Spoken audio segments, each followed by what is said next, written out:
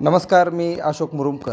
करमाळा तालुक्यातील जिल्हा परिषदेचे 6 गट आणि पंचायत समितीच्या 12 गणांचे निकाल आपल्या हाती आलेले आहेत. या निकालामध्ये जिल्हा परिषदेचे 4 गट जे आहेत ते माजी आमदार संजय मामा शिंदे आणि बागल यांच्याकडे आलेले आहेत. तर पंचायत समितीच्या 8 जागा या बागल आणि शिंदे यांच्याकडे आल्या असल्यानं करमाळा पंचायत समितीवरती त्यांचं स्पष्ट असं बहुमत मिळालेलं आहे. 2017ला येथील निवडणूक झाली होती.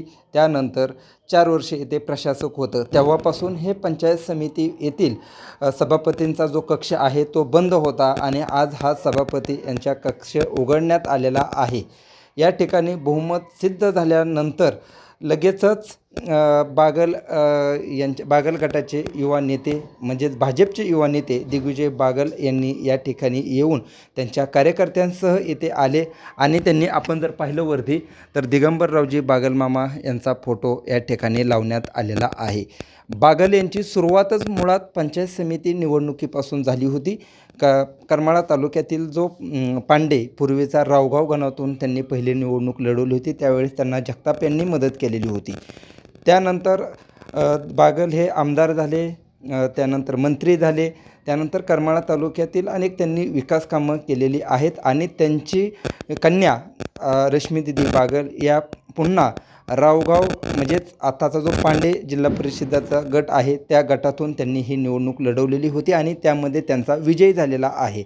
ह्या विजयामध्ये पूर्वी दिगंबररावजी बागल मामा यांना जगताप यांनी मदत केली होती आणि रश्मीदिदी बागल यांना देखील आता जगताप यांनीच मदत केलेली आहे. त्यामुळे त्यांचा विजय सोपा झाला अशी चर्चा करमाळा तालुक्याच्या राजकारणात आहे. त्यामुळे ती जगताप हे या निकालात जॉईंट किलर ठरलेत का असं चर्चा सध्या करमाळा तालुक्याच्या राजकारणात सुरू झालेली आहे.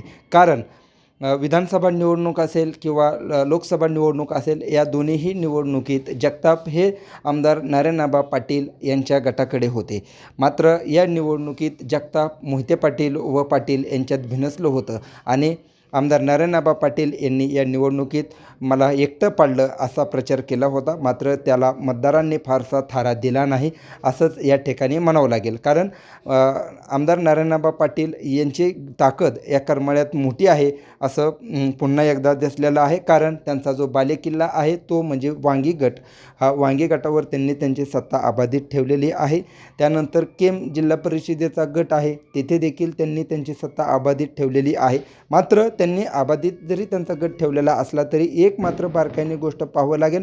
कारण वांगी जिल्हा परिषदेच्या गटात 513 मतांनी देशमुख यांचा पराभव झालेला आहे. त्यामुळं या गटात देखील येणाऱ्या काळात पुन्हा पाटील यांना संपर्क वाढवावा लागेल किंवा त्यांची लोक दुरावलेली पुन्हा जवळ करावी लागतील.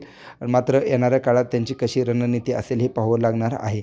यामधील सर्वात महत्त्वाचा जो मुद्दा आहे तो म्हणजे पंचायत समिती पुन्हा एकदा उघडण्यात आलेली आहे. सभापतींचा कक्ष या ठिकाणी उघडण्यात आलेला आहे.